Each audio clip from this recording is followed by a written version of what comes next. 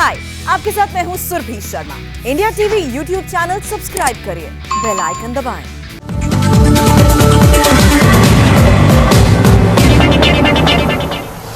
आज दिल्ली में नरेंद्र मोदी के खिलाफ सबसे बड़ा पॉलिटिकल जमावड़ा हुआ है। बंगाल चुनाव जीतने के बाद पहली बार राहुल और ममता एक साथ बैठे। सामने सोनिया गांधी मौजूद थी। संसद बिल्कुल नहीं चली, लेकिन सियासत खूब हुई। आज करीब करीब तय हो गया कि 14 पार्टियां एक साथ नरेंद्र मोदी के खिलाफ मैदान में उतरेंगी। नेता कौन होगा, यह आज की मीटिंग में तय नहीं हो पाया। दो नाम सबसे आगे चल रहे हैं, ममता और राहुल। आज राहुल ने ममता पर सीधे सीधे कुछ नहीं कहा और न ही ममता ने राहुल को लेकर कोई सियासी बात की, लेकिन दोनों को एक मुद्दा मिल गया है और वो है जासूसी। दीदी के अलावा बाकियों ने भी कहा है कि जासूसी पर हम साथ साथ हैं, मगर आज कैमरे ने बहुत कुछ पकड़ा है। ओपन कैमरे पर बहुत कुछ रिकॉर्ड हुआ है। अब हम आपको इस रिपोर्ट में जो कुछ भी दिखाने वाले हैं वो कोई और नहीं बताएगा, कोई और नहीं दिखाएगा। सर आगे छाता सर आइए सर राहुल सर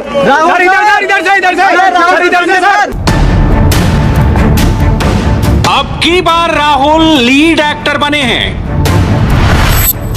खुद को विपक्ष का नंबर 1 नेता बनाने वाली नई स्क्रिप्ट पढ़ी है। आज राहुल प्रोड्यूसर भी थे, डायरेक्टर भी थे और कैमरे के सामने राहुल ने अपनी एक्टिंग स्किल भी दिखाई। सैंपल नंबर 1 देखिए, राहुल ने लाइट कैमरा एक्शन की शुरुआत कैसे की। भैया थोड़ा साइड में हो जाइए। भैया थोड़ा साइड में हो जाइए। राहुल खुद को मोदी के सबसे बड़े विरोधी के तौर पर प्रोजेक्ट करते दिखे। लेफ्ट, राइट, आगे, पीछे सबको इंस्ट्रक्शन देते दिखे। ऐसा एक या दो बार नहीं, कई बार हुआ। सारे मोदी विरोधियों को राहुल का पॉलिटिकल मैसेज क्लियर था, जितने हो सब के सब मेरे आसपास खड़े हो जाओ। कैमरे पर पूरी शूटिंग हुई, राहुल का एक एक रिएक्शन कैप्चर हुआ। श्री राहुल गांधी जी आपके सामने हैं, उनके साथ में श्री मल्लिकार्जुन खड़गे साहब जो राज्यसभा में येलो भी है वो आपके सामने हैं। अधीर रंजन चौधरी जी लोकसभा में जो कांग्रेस प्रो लीडर है वो आपके सामने है। आनंद शर्मा जी हैं, राम गोपाल यादव जी की तरफ से है, रावत जी। बाकी लोगों की बात करिए। पीएम के लोग राम गोपाल यादव जी की तरफ से है, रावत जी। बाकी लोगों की बात करिए। पीएम के लोग तमाम लोग आपके सामने अपनी बात रखने के लिए आए हैं। समाजवादी पार्टी से श्री राहुल गांधी जी अपनी बात से शुरू करेंगे, उसके बाद एक एक करके हर पार्टी के रिप्रेजेंटेटिव अपनी बात रखेंगे। राहुल की पीसी में समाजवादी पार्टी का नाम आता है, राम गोपाल यादव का जिक्र होता है। वो भी राहुल के बगल में खड़े होकर सियासी स्क्रिप्ट पढ़ते हैं। मगर यही राम गोपाल यादव शरद पवार के साथ लालू यादव से मिलने पहुंच जाते हैं। यानी राहुल जो सियासी दाल पकाना चाह रहे हैं वो दाल अभी भी कच्ची है। 2024 में मोदी ही मैदान में होंगे, इसमें कोई शक नहीं है। मगर मोदी के सामने कौन होगा, लड़ाई इसकी है। शायद इसीलिए मोदी के खिलाफ बन रहे सियासी ड्रामे के स्क्रिप्ट, उसके स्क्रीन प्ले और उसका क्लाइमेक्स इन दिनों सब राहुल खुद ही लिख रहे हैं। हाँ, वो बात दूसरी है कि पीछे से उन्हें इसकी पूरी ब्रीफिंग दी जाती है। मसलन मल्लिकार्जुन खड़गे का आज का ये रिएक्शन देखिए। Better you speak on behalf of all of us. Better you speak on behalf of all of us. संसद का मॉनसून सत्र ऑन है, संसद के भीतर काम ऑफ है। दोनों ही सदनों में हर रोज मोदी विरोधियों के बीच पर्चाफाड़ प्रतियोगिता हो रही है। मगर सदन के बाहर कुछ और ही खेला चल रहा है। आज एक खेला सोनिया गांधी के आवास 10 जनपद पर हुआ और दूसरा खेला विजय चौक पर हुआ। दीदी ने आज एस्ट्रोलॉजी की भी बात की है। 2024 को लेकर एक बड़ा इशारा भी दिया है। ये राहुल के लिए गुड न्यूज है या बैड न्यूज, थोड़ी देर में आपको बताएंगे। पहले राहुल के ख्याली पुलाव की बात करते हैं। बुधवार सुबह राहुल ने सबसे पहले मोदी विरोधियों के साथ बंद कमरे में एक सीक्रेट मीटिंग की। संसद के बाहर का एजेंडा तय किया। दोपहर 12 बजे वो ट्विटर पर आए, एक मैसेज शेयर किया। थोड़ी देर बाद कांग्रेस की सोशल मीडिया टीम एक्टिव हुई। पिन ट्वीट में लाइक माइंड ऑपोजिशन के टेक्स्ट के साथ राहुल की तस्वीर फैलाई और देखते ही देखते कांग्रेस का पूरा इकोसिस्टम मोदी मोदी करने लगा। नए हैशटैग घुमाए जाने लगे। सबकी टाइमलाइन पर पेगासस पेगासस होने लगा। मोटिव सिर्फ एक था, राहुल को प्रोजेक्ट करो और मोदी का विरोध करो। राहुल के सपोर्टर्स ही नहीं, वो खुद भी आज यही कह रहे थे। हिंदुस्तान का पूरा ऑपोजिशन आज यहाँ खड़ा हुआ है। हर पार्टी के नेता हैं। जो हमारी आवाज है उसे पार्लियामेंट हाउस में दबाया जा रहा है। क्या हिंदुस्तान की सरकार ने अपने लोगों पर पेगासस हथियार का इस्तेमाल किया, हां या ना? हम सिर्फ ये जानना चाहते हैं। आपके फोन के अंदर नरेंद्र मोदी जी ने एक हथियार डाला है। मेरे खिलाफ वो हथियार का प्रयोग किया गया। अब एक दिलचस्प वाकया देखिए। राहुल ये स्क्रिप्ट खुद नहीं पढ़ रहे थे, उन्हें बाकायदा पीछे से कान में सबकी ब्रीफिंग दी जा रही थी। राहुल के पीछे खड़े मल्लिकार्जुन खड़गे को सुनिए, कैसे वो राहुल को क्या बोलना है सब बता रहे थे, सब समझा रहे थे। गौर से सुनिएगा। सुप्रीम कोर्ट के खिलाफ उस हथियार का प्रयोग किया गया। बाकी नेताओं के खिलाफ वो हथियार प्रयोग किया गया। प्रेस के लोगों के खिलाफ ये हथियार का प्रयोग किया गया। राहुल ना सिर्फ एंटी मोदी मोर्चे को लीड करते दिखे, बल्कि सबको कैमरे पर आने के लिए इनवाइट करते भी नजर आए। राहुल के बाद एक एक करके 9 विपक्षी पार्टियों के नेता कैमरे पर आते गए और सब के सब पेगासस पर वही स्क्रिप्ट सुनाते चले गए। राहुल जी, आपने कहा कि आज पूरा विपक्ष जो है वो पूरा विपक्ष आज एक हो गया है और एक होकर ये कुछ सवाल पूछ रहा है। राहुल जी, ये तथाकथित विपक्ष एक कब नहीं था? आज ममता जी भी चाय पी रही हैं सोनिया गांधी जी के साथ, आप कह रहे हैं कि हम सब एक हो गए।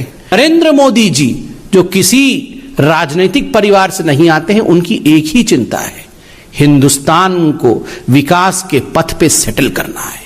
इसीलिए जनता जनार्दन आपके इस विपक्ष के एक होने के नाटक को सब समझती है, अच्छे तरह से समझती है। चूंकि सियासी स्पीच की ओपनिंग राहुल ने की थी, इसलिए क्लोजिंग का मौका भी उन्हें ही मिला। यहां भी राहुल ने मोदी पर वही बात दोहराई, मगर एक जगह राहुल खुद फंस गए और वो था संसद में नॉन स्टॉप चल रहा विपक्षी दलों का हंगामा। हमारे बारे में कहा जाता है कि हम पार्लियामेंट हाउस को डिस्टर्ब कर रहे हैं। हम पार्लियामेंट हाउस को डिस्टर्ब नहीं कर रहे हैं। हम सिर्फ हमारी जो जिम्मेदारी है उसे पूरा करना चाहते हैं। और मैं सिर्फ एक कांग्रेस पार्टी का नेता नहीं बोल रहा हूं, हर एक पार्टी का नेता आपको यह बताएगा कि हम सिर्फ अपनी जिम्मेदारी पूरा करना चाह रहे हैं। नरेंद्र मोदी जी ने और अमित शाह जी ने हिंदुस्तान की लोकतांत्रिक आत्मा पर चोट मारी है। इसीलिए हम पेगासस पे डिस्कशन चाहते हैं। आपको डिस्ट्रैक्ट करने की जरूरत नहीं है। जनता जानती है कि हिंदुस्तान के लोकतंत्र पर आक्रमण हुआ है। पेगासस के मुद्दे पर संसद का मॉनसून सेशन टीएमसी, कांग्रेस और तमाम विपक्षी पार्टियों की पर्चा फाड़ पॉलिटिक्स की वजह से हर रोज बर्बाद हो रहा है। ये आज की तस्वीरें हैं। लोकसभा में जबरदस्त शोर शराबा हुआ है। कुछ दिनों पहले राज्यसभा में आईटी मंत्री के जवाब के दौरान भी यही तस्वीर दिखी थी, मगर कैमरे पर आकर राहुल इस हंगामे से ही इनकार कर देते हैं। हंगामे का ठीकरा मोदी सरकार पर फोड़ देते हैं। अब बीजेपी पूछ रही है कि राहुल इतना झूठ क्यों बोलते हैं। जनता जनार्दन सब देख रही है राहुल गांधी। आज आप कह रहे हैं हमारे लिए पेगासस सबसे महत्वपूर्ण है। हमारे एक झूठे मुद्दे को, एक मैन्युफैक्चर्ड मुद्दे को आप कह रहे हैं कि यह हमारे लिए सबसे महत्वपूर्ण है। आप हथियार निकालने के लिए फॉरेंसिक डिपार्टमेंट गए, आप पुलिस थाने में जाके हथियार निकालने के लिए एफआईआर किया आपने, आप बताइए, आपको अगर हम में से किसी को पता चल जाए कि हमारे फोन के अंदर हथियार है तो हम हाथ पैर धर के घर में बैठेंगे? बिल्कुल नहीं। हम जाके हथियार निकाले? कोई हथियार नहीं है। जो चीज है नहीं उसका हथियार बना करके पार्लियामेंट को रोकना, एक नॉन एग्जिस्टेंट इशू को इशू बना करके किस प्रकार वो हथियार के रूप में काम करे ताकि ये लोग पार्लियामेंट से नदारत रहे, ताकि असली मुद्दों पर चर्चा ना हो, ताकि पार्लियामेंट स्टॉल हो जाए, यही इनका हथियार है। राहुल 2024 के लिए आज 14 का दम दिखा रहे थे। राज्यसभा में नेता प्रतिपक्ष मल्लिकार्जुन खड़गे के कक्ष में इसकी पूरी पटकथा लिखी गई। कांग्रेस के अलावा NCP, DMK, Shiv Sena, RJD, CPM, Samajwadi party, CPI, national conference, IUML, Aam Aadmi party, RSP, KCM और वीसीके के नेताओं ने राहुल के पैदल मार्च को सपोर्ट किया, मगर इस मीटिंग और पैदल मार्च से टीएमसी गायब थी। जिस वक्त राहुल अपना सियासी तामझाम खत्म करके बाहर निकल रहे थे, उस वक्त दीदी टीएमसी के नेताओं से मिल रही थी और शाम 4:30 बजे सोनिया गांधी से मिलने से पहले दिल्ली की बारिश में सियासी मौसम को गर्म कर रही थी, उसकी तैयारी कर रही थी। इस मीटिंग में दीदी ने 3 बड़ी बातें कही। पहली बड़ी बात, वो कोई पॉलिटिकल एस्ट्रोलॉजर नहीं है, मगर सिचुएशन के तहत भविष्य में फैसला लेंगी। दूसरी बड़ी बात, अगर विपक्ष को कोई दूसरा नेता भी लीड करता है तो इससे दीदी को कोई परेशानी नहीं है। तीसरी बड़ी बात, 2024 में पूरे देश में खेला होगा। दीदी ने मैसेज दिया है, 2024 का चुनाव मोदी बनाम देश होगा। इसी लाइन लेंथ के साथ दीदी का काफिला 10 जनपद पहुंचा। दीदी ने सोनिया गांधी से मुलाकात की, फोटो भी खिंचवाई, आधे घंटे से ज्यादा बात भी हुई। मीटिंग में राहुल भी मौजूद थे। दीदी ने खुद बाहर आकर कैमरे पर यह बात बताई। Yes, Sonia ji invited me for a cup of tea. Rahul ji is also there. So we met. We discussed the political situation in general, and also we discussed about the unity of the opposition. So all we discussed. It was a very good meeting, positive meeting. अब ऐसे में सवाल उठने लाजमी है कि मोदी के खिलाफ माहौल बनाने के लिए संसद से सड़क तक और 10 जनपद तक कौन सा सियासी खेला चल रहा है और दीदी ने बातों बातों में क्या इशारा दिया है। देखिए, बीजेपी को हराने के लिए सबको एक होना जरूरी है। हम अकेला कुछ नहीं है, सब एक साथ में मिलकर काम करना पड़ेगा। हम थोड़े लीडर है, हम तो कैडर है, हम तो रोड का, हम तो स्ट्रीट का आदमी है। राहुल हो या दीदी हो, उनकी सियासी मंजिल एक है, साम दाम दंड भेद करके किसी तरह मोदी को रोकना। शायद इसीलिए आज राहुल ने ममता बनर्जी पर कुछ नहीं बोला और दीदी ने राहुल पर कुछ नहीं बोला, लेकिन एक मुद्दे पर दोनों साथ साथ दिखे और वो है जासूसी। तो पेगासस का रिप्लाई क्यों नहीं दे रहा है गवर्नमेंट? पेगासस का रिप्लाई तो देना चाहिए। ये तो जनता नहीं जानने चाहता है। जनता को जानने के लिए सबसे ज्यादा लोकसभा होता है, जो पब्लिक कौन सा हमारा पार्लियामेंट है, राज्यसभा है। अगर लोकसभा राज्यसभा में पॉलिसी डिसीजन नहीं अनाउंस होता, अगर डिस्कशन नहीं होता, तो कहाँ पे चर्चा होगा? ये चर्चा चाय पे दुकान में नहीं होता है, ये चर्चा पार्लियामेंट में होता है। एक लाइन में कहें तो सियासत फुल ऑन हो रही है। दीदी अपनी क्रीज पर बैटिंग कर रही हैं, राहुल अपना प्लेइंग 11 तैयार कर रहे हैं, मगर अभी तक विपक्ष ये तय नहीं कर पा रहा कि 2024 में चेहरा कौन होगा। मोदी तो मैदान में होंगे, मगर उनके सामने कौन होगा अभी फिलहाल कुछ कंफर्म नहीं है। हाँ, राहुल को यह डर जरूर सताने लगा है कि अगर कहीं दीदी ने सियासी खेला कर दिया तो कुछ इस तरह राहुल की सियासी एग्जिट ना हो जाए। पश्चिम बंगाल की मुख्यमंत्री बनने के बाद ये ममता बनर्जी का पहला दिल्ली दौरा है, जिसमें वो तमाम विपक्ष के नेताओं से मुलाकात कर रही हैं और माना ये जा रहा है कि ममता बनर्जी कोशिश कर रही हैं विपक्ष को लामबंद करने का। इससे पहले पीके यानी प्रशांत किशोर जो उनसे जुड़े हैं, वो भी विपक्ष के तमाम नेताओं से मुलाकात कर चुके हैं और अब ये जो मुलाकातों का सिलसिला है, हालांकि शिष्टाचार मीटिंग इन तमाम बैठकों को कहा जा रहा है, लेकिन बार बार बात यही आ रही है कि पूरा विपक्ष एकजुट होने की कवायद में लगा है 2024 के लोकसभा चुनाव से पहले। कैमरामैन प्रवीण के साथ विजयलक्ष्मी, इंडिया टीवी, दिल्ली। तो इस वक्त दिल्ली में उत्तर प्रदेश की सबसे बड़ी मीटिंग हो रही है। बीजेपी के टॉप लीडर्स उत्तर प्रदेश के 84 सांसदों के साथ मीटिंग कर रहे हैं। यूपी में विधायकों के चुनाव से पहले सांसदों से फीडबैक लिया जा रहा है। मुख्यमंत्री योगी आदित्यनाथ भी इस मीटिंग के लिए दिल्ली आए हैं। आप इस मीटिंग के अंदर की तस्वीरें देख रहे हैं। ये मीटिंग दिल्ली में इसलिए हो रही है क्योंकि संसद का सत्र चल रहा है और सारे सांसद दिल्ली में मौजूद हैं। इनमें 13 केंद्रीय मंत्री शामिल हैं। ये बैठक उत्तर प्रदेश चुनाव से करीब 6 महीने पहले हो रही है। दिल्ली में हो रही इस मीटिंग की उत्तर प्रदेश के नेताओं के बीच बड़ी चर्चा है, लेकिन लखनऊ के लोगों के बीच चर्चा यह है कि योगी जब तय कर लेते हैं तो छोड़ते नहीं हैं। योगी के ऑर्डर से गैंगस्टर अजमल और इकबाल जैसे घबराए हुए हैं। ग्राउंड रिपोर्ट के साथ देखिए। कब्जा number 1, career medical college and hospital, कीमत 82 करोड़ 77 लाख, स्टेटस कुर्की के लिए जब्त। कब्जा number 2, career PG institute of dental science, कीमत 76 करोड़ 28 लाख, स्टेटस कुर्की के लिए जब्त। कब्जा नंबर 3, कैरियर कॉन्वेंट कॉलेज, कीमत 14 करोड़ 3 लाख, स्टेटस कुर्की के लिए जब्त। कब्जा नंबर 4, एमबीबीएस बॉयज हॉस्टल, कीमत 6 करोड़ 17 लाख, स्टेटस कुर्की के लिए जब्त। कब्जा नंबर 5, एमबीबीएस पीजी हॉस्टल, कीमत 5 करोड़ 7 लाख, स्टेटस कुर्की के लिए जब्त।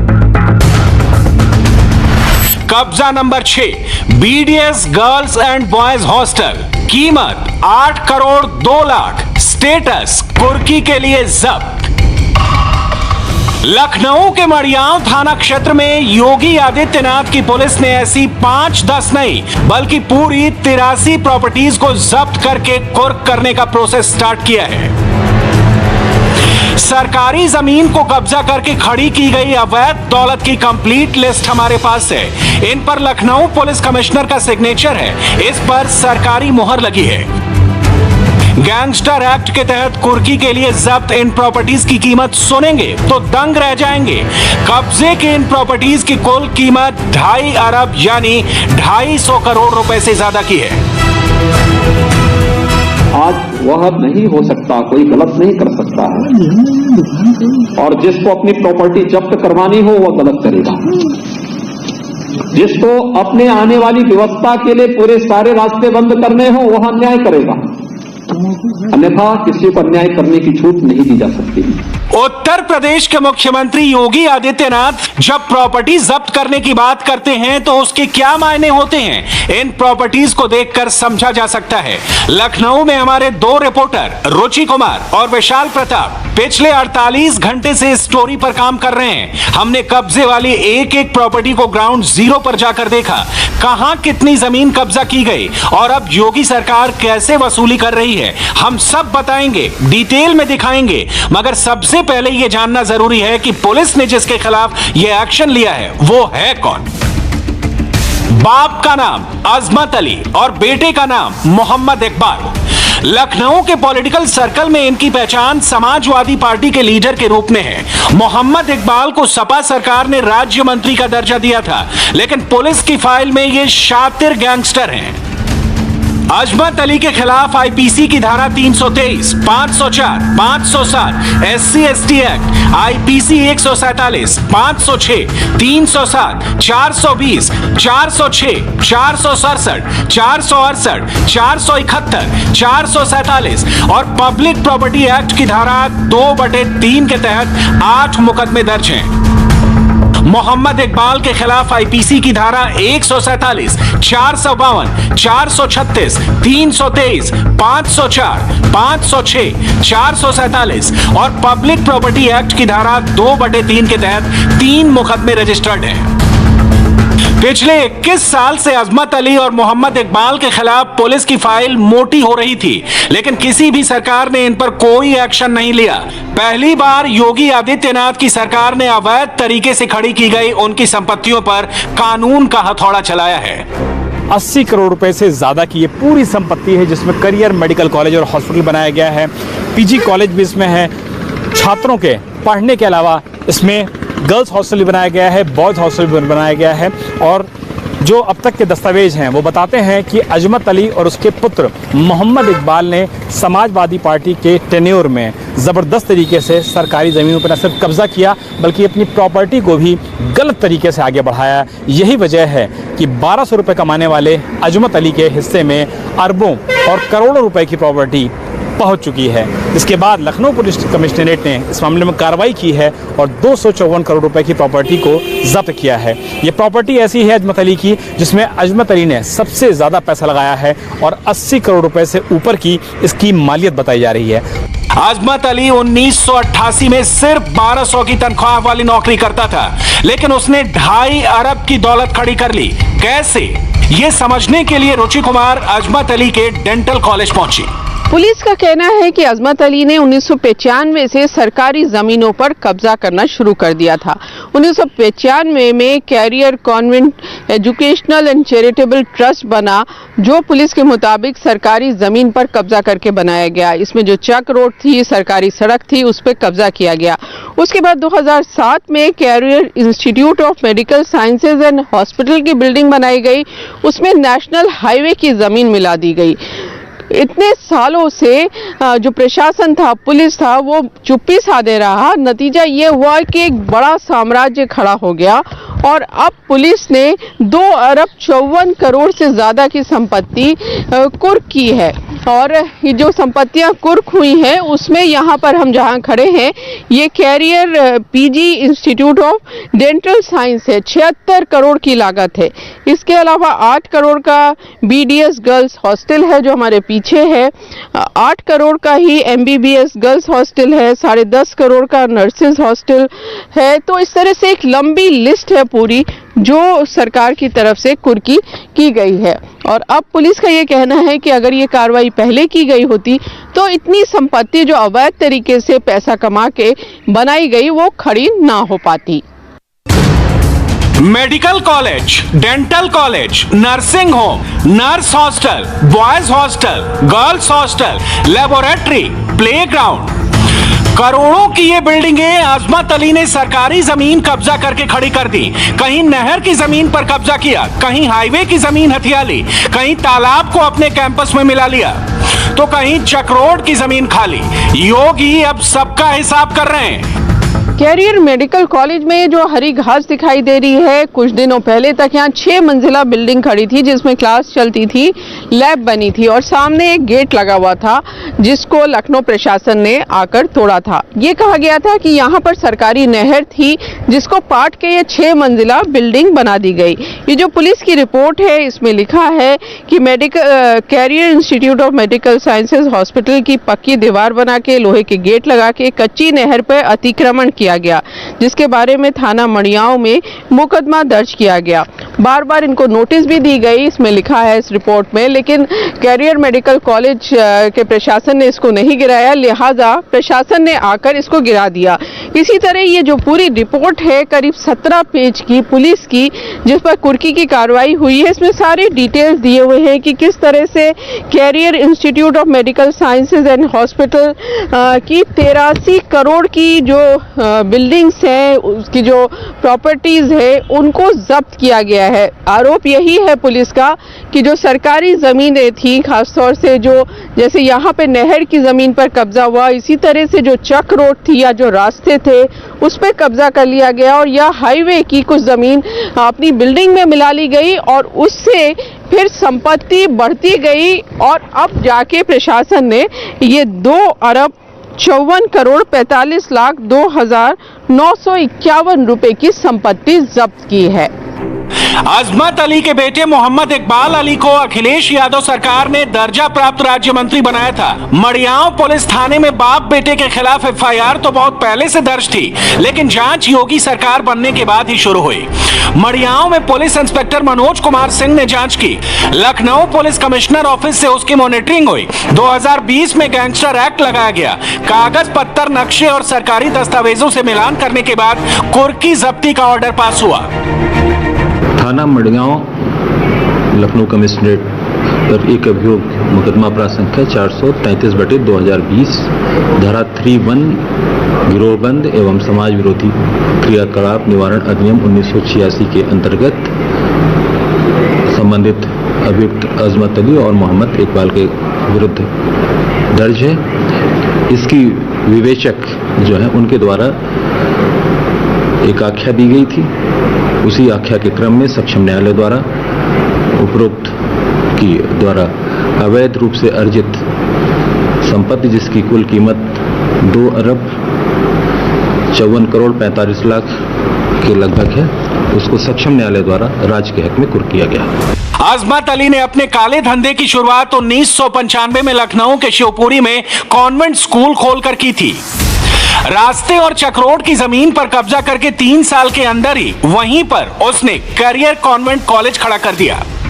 हम ऐसी ही एक प्रॉपर्टी के ठीक सामने मौजूद हैं जहां पर प्रशासन ने जो एड्रेस दिया है सेक्टर 5 विकास नगर का ये करियर कन्वेंट कॉलेज है, जो कि स्थापना काफ़ी समय पहले हुई थी।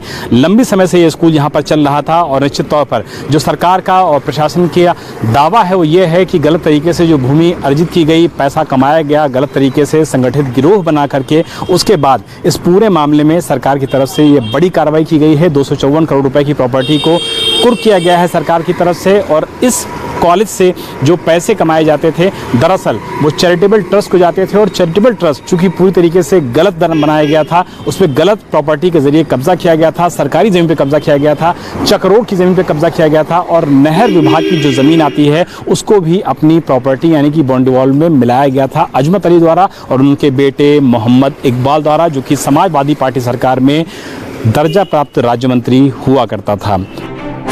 अजमत अली ने पहले ट्रस्ट बनाया, फिर कॉन्वेंट स्कूल खोला, जमीन कब्जा करके कॉन्वेंट कॉलेज बनाया, फिर हाईवे की जमीन हथियाकर मेडिकल कॉलेज खोल दिया। सपा और बसपा किसी भी सरकार ने कोई एक्शन नहीं लिया, मगर अब योगी पूरा हिसाब कर रहे हैं।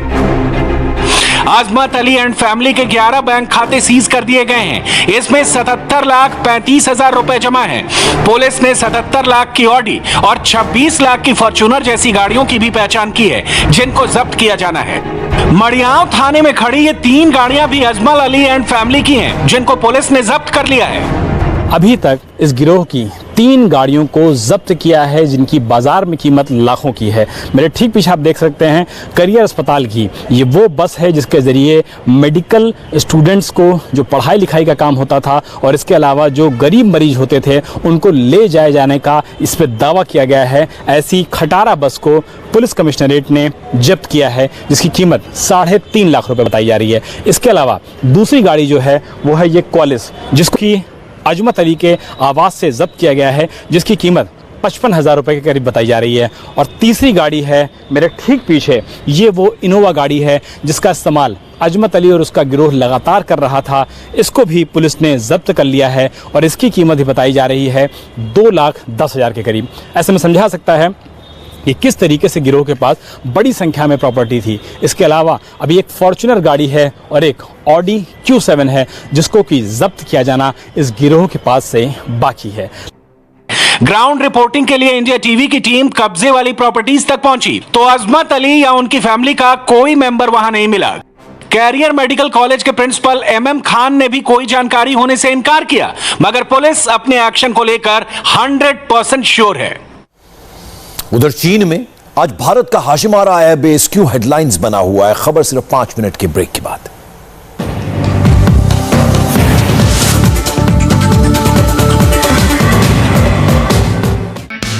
हाय, आई एम सुरभि शर्मा। खबरों से अपडेट रहने के लिए India TV YouTube channel subscribe करिए, साथ में बेल आइकन जरूर दबाएं। जुड़े रहें इंडिया टीवी के साथ।